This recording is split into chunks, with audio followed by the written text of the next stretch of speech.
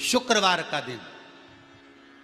तो कहोगे गुरुजी ये कथा कहां से निकाल के लाए हो? तो विष्णु पुराण में से आप उसको स्मरण कर सकते हो। काय में से? विष्णु पुराण में से। एक पात्र में देसी गाय का दूध, जल उसमें रखकर, और आपके अगर लड्डू गोपाल हो, यदि आपके घर में ठाकुर जी हो, लड्डू गोपाल हो, विष्णु जी का कोई स्वरूप हो, श्री हरि का कोई स्वरूप हो, तो उस पर शुक्रवार के दिन आप संध्या के समय पर दुर्वा डालकर, उस दुर्वा से अगर लक्ष्मी जी के नामों का 108 बार उच्चारण कर कर, घी का दिया लगाकर, कैसर के चावल साथ में रखकर, केवल उस जल का और दूध का मात्र छींटा देते हो, तो उसके घर में कभी लक्ष्मी की कमी नहीं आ सकती, संपदा बढ़ती चली जाती है। 108 बार लक्ष्मी के नाम का मात्र उच्चारण कर लेने पर, भगवान विष्णु के चरणारविंद पर, भगवान विष्णु के चरणों पर केवल उस दुर्वा का, जल का, दूध का सींचन कर देने से भी लक्ष्मी की वृद्धि होती है। लक्ष्मी देती है, दुर्वा बढ़ती है। और दुर्वा का एक बहुत सुंदर गुण है महाराज, बहुत सुंदर गुण है दुर्वा का। जहां पर उसके भीतर गांठ आती है ना, वहां से 2 रास्ते बना देती है। बोलो बनाती कि नहीं बनाती? कभी दुर्वा देखी होगी आपने? जहां गांठ आई वहां 2 रास्ते बनाएगी, फिर गांठ आई फिर 2 रास्ते बनाएगी, फिर गांठ आई फिर 2 रास्ते बनाएगी। दुर्वा का क्रम ऐसा है कि हम भगवान को दुर्वा क्यों देते हैं, उसका कारण यह है कि मान लो हे परमात्मा, हे शंभु, हे गणेश, हे प्रभु नारायण, अगर मान लो मेरा एक रास्ता चलते चलते गांठ पड़ जाए, एक रास्ता मेरा बंद हो जाए, तो वहां से मेरे दूसरे रास्ते खोल देना। इसलिए दुर्वा भगवान को समर्पित करी जाती है। दुर्वा को समर्पित करने का क्रम ही यही है कि मेरे मार्ग खुल जाए, मेरी राह खुल जाए, मेरा मार्ग चारों तरफ खुलता चला। दुर्वा नीचे की ओर चलते चलते मार्ग खोलती चली जाती है।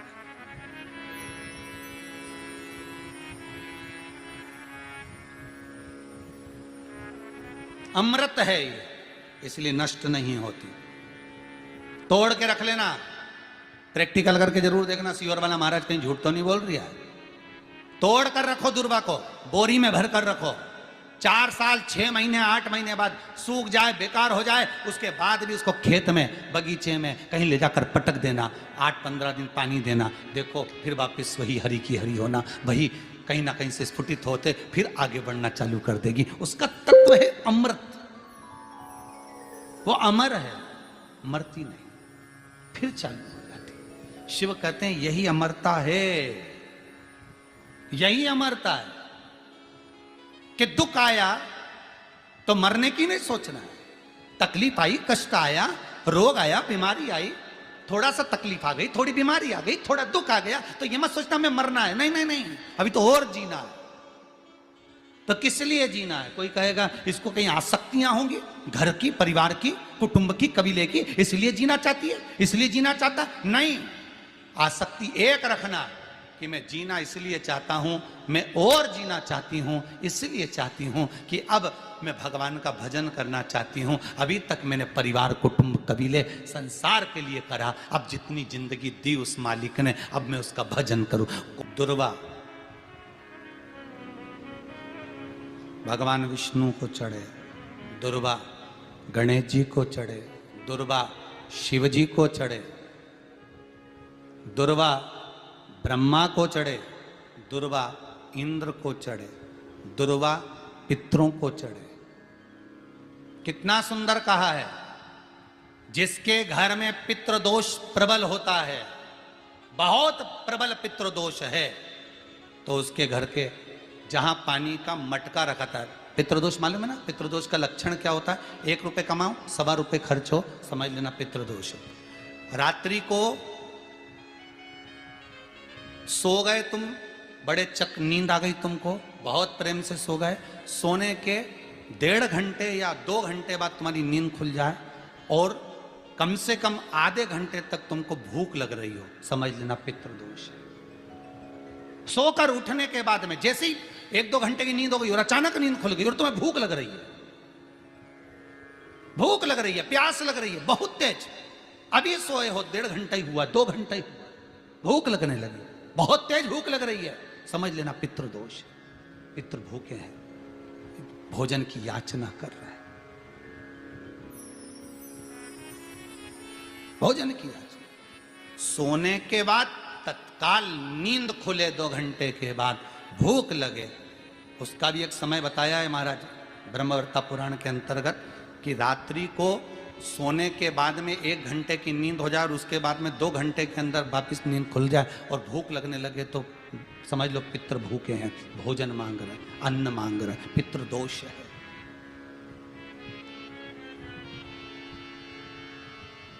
पितृदोष का कुछ कुछ वर्णन किया गया है।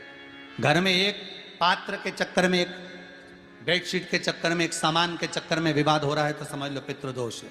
1 रुपया कमाया, सवा खर्च हो रहा है, पितृदोष है।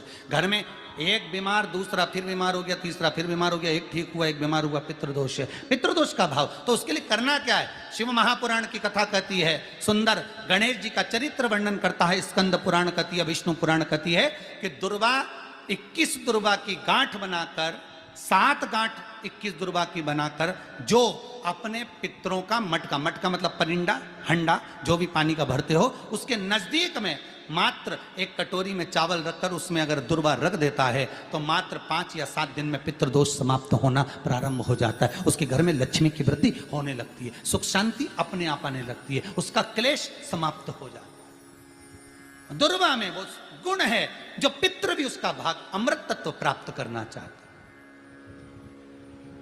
अमृत देना चाहते। और सरल भाषा में समझिए, जिसकी फैक्ट्री नहीं चल रही हो, फैक्ट्री में बार बार कुछ तकलीफ आ रही हो, गाड़ियां नहीं चल रही हो, 4 व्हीलर गाड़ियां ले रखी हैं, कभी ट्रक गड़बड़ हो रहा है, कभी ट्रक में ये हो रहा है, कभी गाड़ी में ये हो रहा है, कभी बस में ये हो रहा है, बस एक काम करना है, दुर्वा का थोड़ा सा भाग लेकर पानी के लोटे में उसको डालकर 5 अक्षत के दाने उसको पटक कर उस गाड़ी के अंदर उस कलश को रख दो, बस आधे घंटे के लिए, और उस पानी को चक्के के चारों तरफ डालते डालते जाइए दुर्वा के साथ में, तकलीफ नहीं देगा। फैक्ट्री का भी यही प्रमाण है।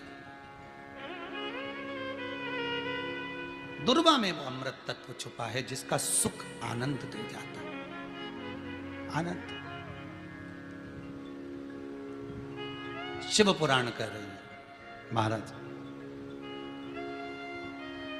दुर्वा का एक नाम और है, उसका नाम है अमृत जन्मा।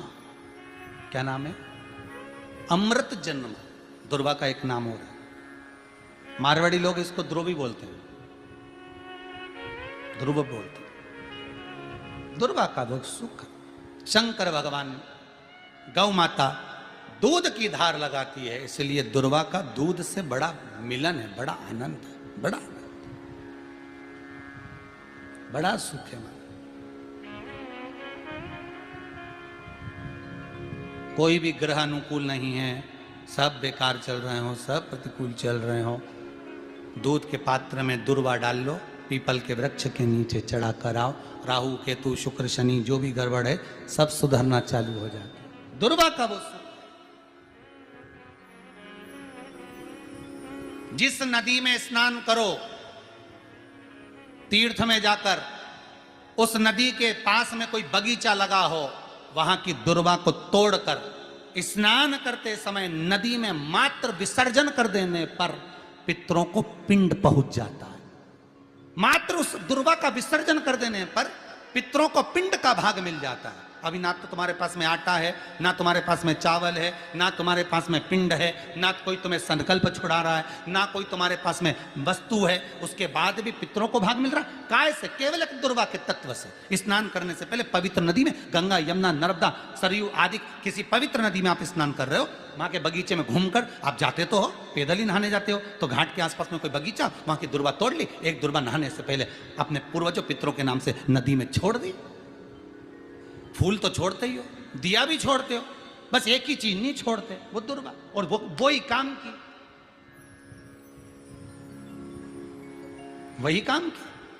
तुम कुछ छोड़ो ना छोड़ो, एक दुर्वा का भाग छोड़ दिया, वो पितरों के लिए सुख प्रदान करने वाला। शिव पुराण कह रही है महाराज, देवताओं को अमृत कितनी बार मिला?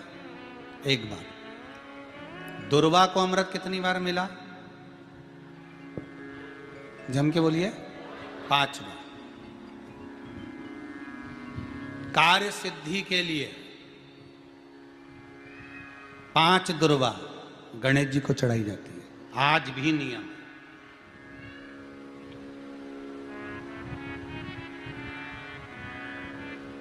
कभी आपको मौका मिला हो और आपने रावण संहिता पढ़ी हो। कौन सी संहिता? रावण संहिता। क्योंकि रावण शिव का उपासक था, भजन करने वाला था। शिव तांडव स्तोत्र आज भी लोग रावण का एक आनंद में पढ़ते। तो शिव का उपासक है रावण, शंकर का उपासक। विद्वान भी था, ज्ञानवान भी था। वो तो देवता के हाथ से मरना था उसको, इसलिए उसने मांगा ही यही था।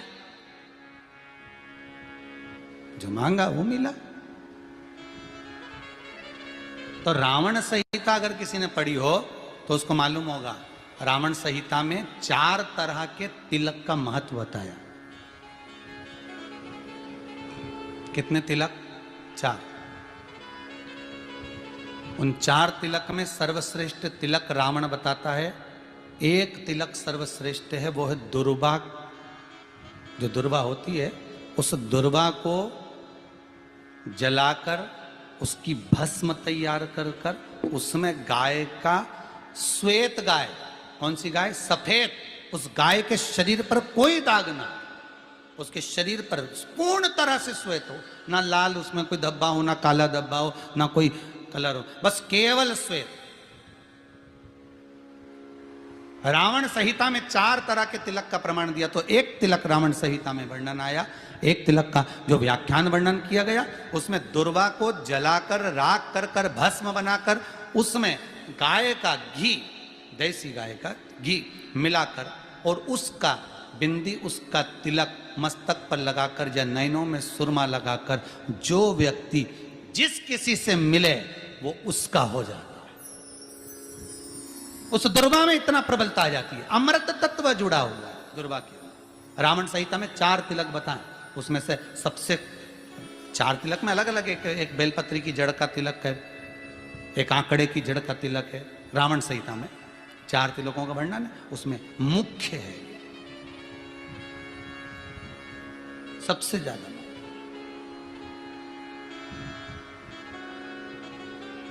हम तो कहेंगे, अगर मान लो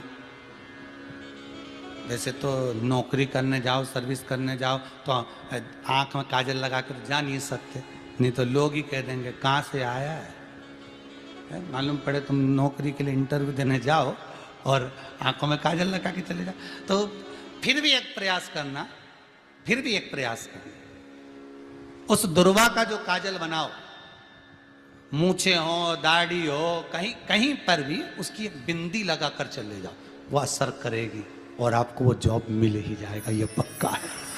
उसमें आकर्षण होता है। दुर्वा आकर्षण का केंद्र करती है। आपको कभी आपके नयनों में दर्द हो रहा हो, जलन हो रही हो, तो आप दुर्वा, हरी भरी दुर्वा हो, वहां थोड़ी देर चलने का प्रयास करिएगा, आपके नेत्रों का विकार समाप्त हो जाएगा। दुर्वा में वो एक सुख है, वो अमृत छुपा हुआ, और एक बार का अमृत नहीं, 5 बार का अमृत दुर्वा के अंतर्गत।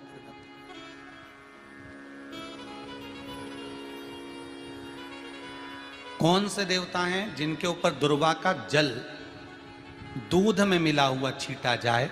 श्वेत गाय के। देखो दूध का प्रमाण बार बार दुर्वा के साथ आया, उसका कारण क्या है?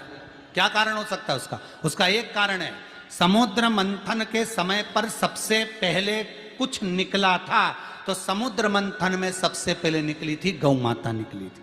क्या निकली थी? गाय सबसे पहले निकली थी गाय। और कितनी गाय निकली थी? 5। पहली नंदा, दूसरी सुभद्रा, तीसरी सुरभि, चौथी सुशीला, 5वीं बहुला। ये 5 गाय समुद्र मंथन में निकली। अब समुद्र मंथन में जब गौ माता निकली तो सारे 33 कोटि देवता मंथन में जो लगे हुए थे, उन मंथन को करते करते देवता थक चुके थे। सारे देवता थक चुके थे। बहुला सुरभि और सुशीला से बोली, सुभद्रा से बोली, नंदा से बोली, अपना काम है, एक काम करो, अपन आप रूप दूध की धार बहाना प्रारंभ करो। अपने आप दूध की धार हम मृत्यु लोक में हम भेजें इन देवताओं के लिए, तो देवताओं को अमृत तत्व मिलेगा, आनंद होगा। और गौ माता ने ऊपर खड़े होकर जो दूध बहाना प्रारंभ करा, वो देवताओं के मुख में आधा तो गया और आधा दूध समुद्र पर जब गिरा, और जो मंथन चल रहा था उस मंथन के चलते, कभी दूध का दही का मंथन करना तो क्या निकल कर आएगा, मक्खन आ जाएगा। वो मक्खन तैरता हुआ समुद्र की लहर से दुर्वा पर जा पड़ा। इसलिए आज भी दुर्वा के साथ में गौ माता के दूध का बड़ा प्रमाण, वो भी देसी गाय, जर्सी नहीं, विदेशी नहीं, देसी गाय। और देसी गाय का दूध का बड़ा बड़ा प्रमाण है सर। हम कई बार कथाओं में कहते हैं, जैसा खाया अन्न, बोलते जाओ, वैसा हो गया मन, जैसा पिया पानी वैसी हो गई वाणी, और जैसा पिया दूध वैसी बन गई बुद्ध। बुद्धि कैसे बनी है? दूध से बनी। डब्बे का दूध पियोगे तो डब्बे हो जाओगे, थैली का दूध पियोगे तो थैली, बोतल का दूध पियोगे तो बोतल। तो दूध का बड़ा असर।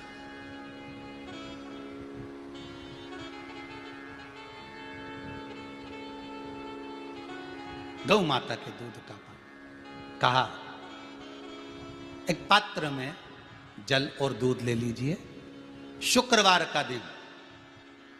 तो कहोगे गुरुजी ये कथा कहाँ से निकाल के लाए हो? तो विष्णु पुराण में से आप उसको स्मरण कर सकते हो। काय में से? विष्णु पुराण में से। एक पात्र में देसी गाय का दूध, जल उसमें रखकर, और आपके अगर लड्डू गोपाल हो, यदि आपके घर में ठाकुर जी हो, लड्डू गोपाल हो, विष्णु जी का कोई स्वरूप हो, श्री हरि का कोई स्वरूप हो, तो उस पर शुक्रवार के दिन आप संध्या के समय पर दुर्वा डालकर, उस दुर्वा से अगर लक्ष्मी जी के नामों का 108 बार उच्चारण कर कर, घी का दिया लगाकर, कैसर के चावल साथ में रखकर, केवल उस जल का और दूध का मात्र छींटा देते हो, तो उसके घर में कभी लक्ष्मी की कमी नहीं आ सकती, संपदा बढ़ती चली जाती है। 108 बार लक्ष्मी के नाम का मात्र उच्चारण कर लेने पर, भगवान विष्णु के चरणारविंद पर, भगवान विष्णु के चरणों पर केवल उस दुर्वा का जल का दूध का सींचन कर देने से भी लक्ष्मी की वृद्धि होती है।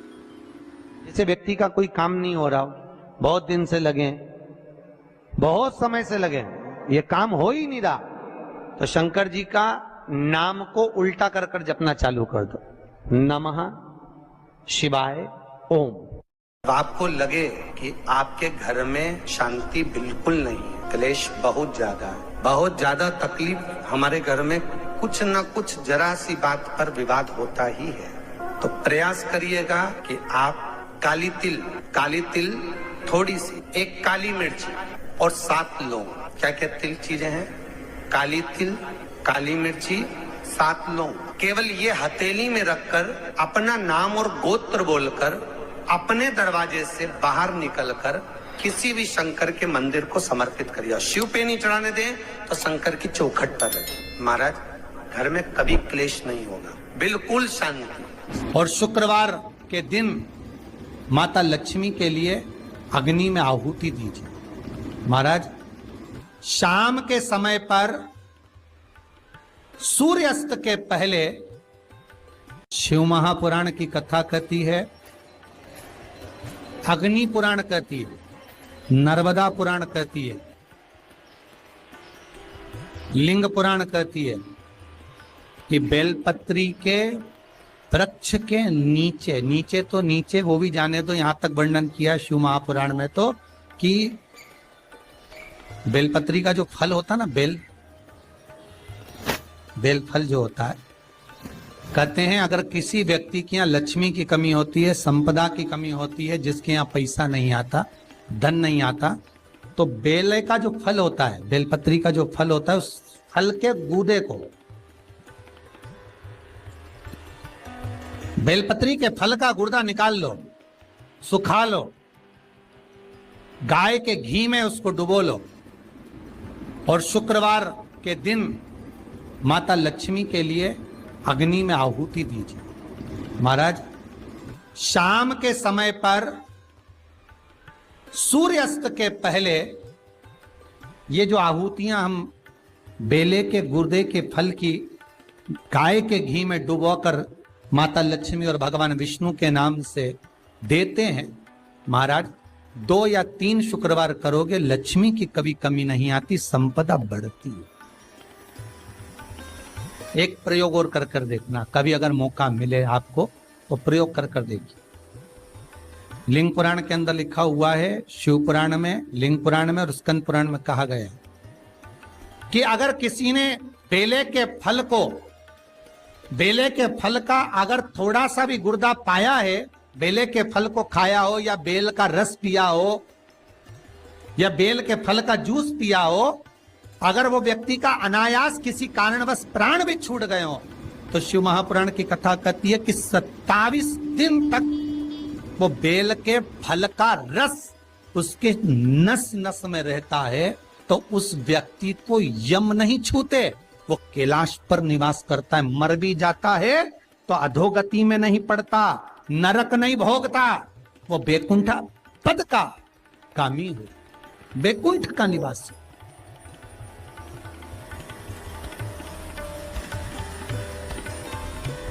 बैकुंठ का निवासी।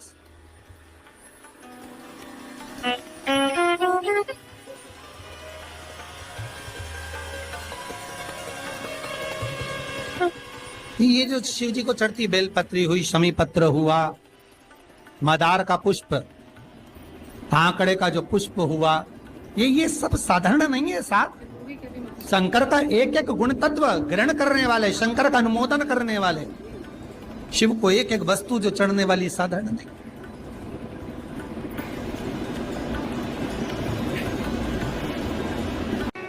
जिसके घर में संपदा की कमी होती है, जिसके घर में कर्जा बढ़ जाता है, लक्ष्मी नहीं आती, बहुत टेंशन की जिंदगी जीता है मनुष्य, व्यापार चल नहीं रहा, बहुत तकलीफ का जीवन चल रहा होता है, तो आज भी नियम है महाराज कि सोमवार, शुक्रवार, ये 2 वार ऐसे हैं, इन 2 वार को यदि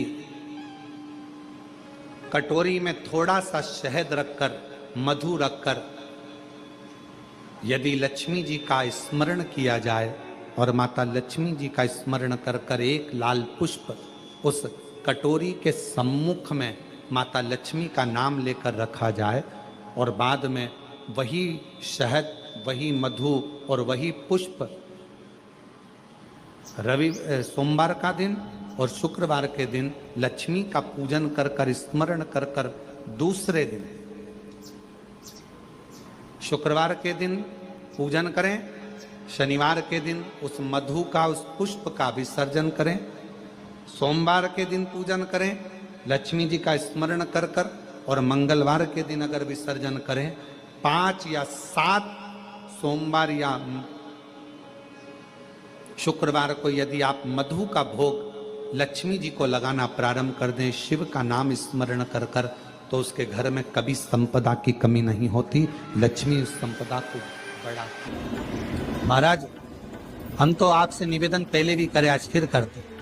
मान लो आपको ऐसा लगता है कि घर में बीमारियां ज्यादा घेर रही है, तो एक बेल का टुकड़ा, बेले का फल का एक टुकड़ा अपने ही घर में कहीं पर भी कटोरी में रख दीजिए, शिव का स्मरण,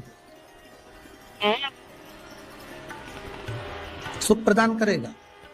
अगर थोड़ा बहुत रोग आ भी गया निकल जाएगा, पर बड़ी बीमारी में कोई फंस नहीं पाएगा, ज्यादा जनहानि नहीं हो, तकलीफ नहीं भोगता। शिव को प्रिय है। फिर वही स्कंद पुराण का संवाद आ गया। बेल पत्री के वृक्ष की जो जड़ होती है, उस जड़ के अंदर 33 कोटि देवताओं का निवास होता है। 68 करोड़ तीर्थ बेलपत्री के पेड़ के नीचे रहते हैं। 68 करोड़ तीर्थ मात्र बेलपत्री की छांव में, बेलपत्री के नीचे विराजमान होते हैं। अगर आपके मन में कभी कभी भाव उत्पन्न हो जाए ना कि मेरे को कहीं तीर्थ करने जाना है और अभी मौका नहीं मिल रहा, तीर्थ जाने का, अभी तो लॉकडाउन चल रहा है और अभी सब दूर बीमारी फैली हुई है, कहीं नहीं जा सकते, तो जब लॉकडाउन हट जाए, बीमारी समाप्त हो जाए और तीर्थ जाने का मन करे, तो किसी बेलपत्री के पेड़ के नीचे 5 मिनट जाकर बैठ जाए।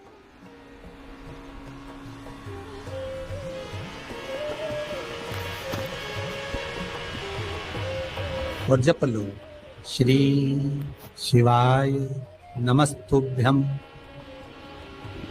जितने बैठे हो टीवी के सामने प्रेम से बोलो, श्री शिवाय नमस्तुभ्यम।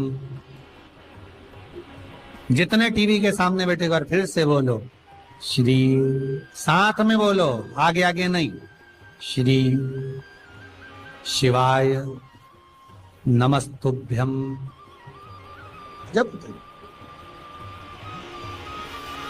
जब तुम्हारा मन करे मुझे चारों धाम जाना है, जब तुम्हारा मन करे कि मुझे काशी जाना है, जब तुम्हारा मन करे मुझे उज्जैनी जाना है, जब तुम्हारा मन करे कि मुझे ओमकारेश्वर, मुझे सोमनाथ जाना है, भीमा शंकर, बैद्यनाथ, मल्लिकार्जुन जाना है, केदारेश्वर जाना है,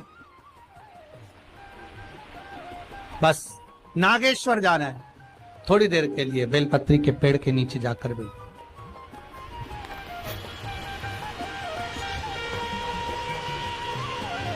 68,000 तीर्थ सब बेलपत्री के वृक्ष के नीचे विराजमान।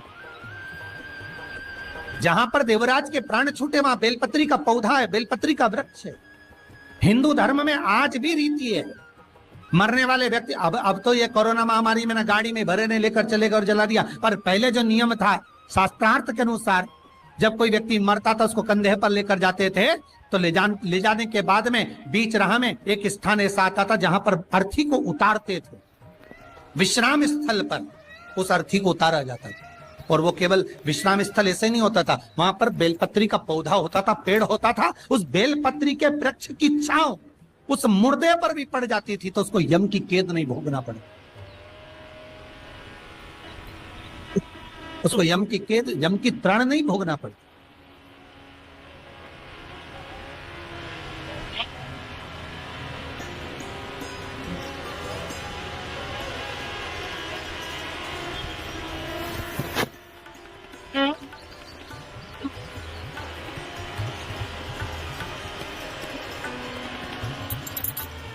इसलिए उस बेलपत्री के पौधे के नीचे उसको विश्राम दिया जाता है।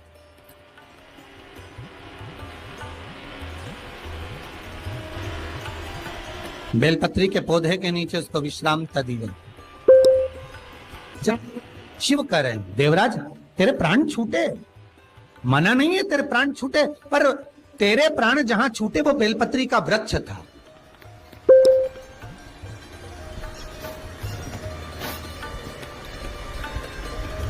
और अब तुझे यहां नहीं रहना है, अब तुझे कैलाश पर रहना है।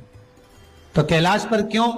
शंकर भगवान बोलते हैं ये मृत्यु लोक जो है ना, पृथ्वी, ये भूमि जो है ना, ये मेरी निवास स्थली है, ये मेरा घर है। इसलिए शंकर भगवान ने, भगवान विष्णु ने जब कहा था, भगवान विष्णु जब शंकर भगवान से बोले कि मैं आपसे मिलने आना चाहता हूं, तब शंकर भगवान बोले आ जाओ। तो भगवान विष्णु पृथ्वी से एक हाथ ऊपर पांव रखकर चल रहे थे। तो शंकर जी ने पूछा तुम पांव जमीन पर क्यों नहीं रखते, पृथ्वी पर रखो। शिव जी मैं पांव पृथ्वी पर नहीं रख, क्यों? नहीं नहीं नहीं नहीं, मैं पांव पृथ्वी पर नहीं रख सकता। आखिर क्यों? शंकर भगवान से भगवान विष्णु कहते हैं पूरी पृथ्वी पर छोटे छोटे कंकर नजर आते हैं, हर कंकर में मुझे शंकर नजर आते हैं। जब कंकर में शंकर दिखेगा तो मैं पृथ्वी पर पांव कैसे रख सकता हूं? शिव जी बोले, भाई नारायण भगवान विष्णु से बोले, है नारायण अगर आप इतनी दूरी बनाकर रखेंगे तो फिर हमारे करीब में कौन आएगा? हम चाहते हैं कि आप हमसे मिलकर रहें, हम आपसे एक क्षण की दूरी सहन नहीं कर सकते। आप हमसे चिपक जाएं, लपट जाएं, आप हमसे रम जाएं, हम आप में रम जाएं।